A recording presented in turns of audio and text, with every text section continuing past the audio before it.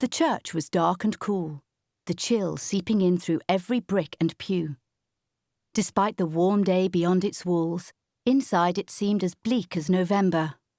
Why did funerals always feel cold, even when the sun was shining? Matilda Bell stole a glance around as she pulled a too-thin black cardigan more tightly over her goose-pimpled arms. It was still early, but several members of her family had already gathered, their hushed conversations and solemn expressions a show of unity that somehow made her feel even more excluded.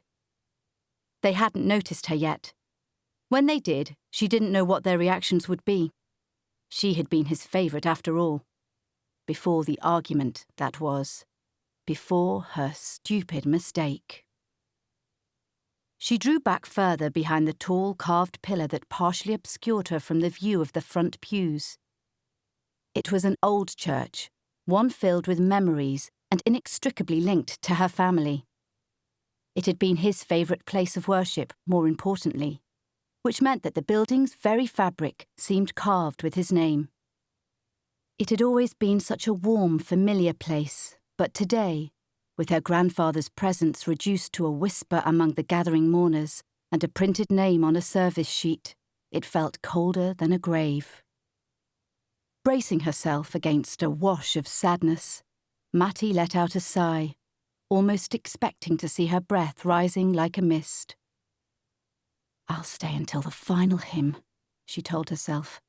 "Then I'll sneak out before any of them see me."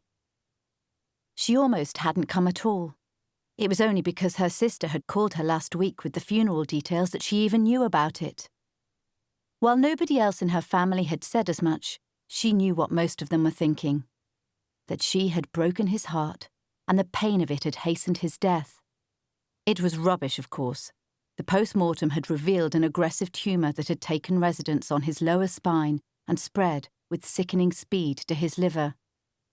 But deep down, Matilda knew the huge rift between her and Grandpa Joe couldn't have helped. She blamed herself, not only for the argument that had torn apart a relationship she'd always assumed to be unbreakable, but also for failing to realise her grandfather had been right all along. If only she'd laid aside her stubborn pride for 1 second, she might have seen it. But Matilda Bell had thought she knew best, just like she always did, and now she had lost everything she loved. More people were filing in now, the great, the good, and the mildly questionable of King Sunbury.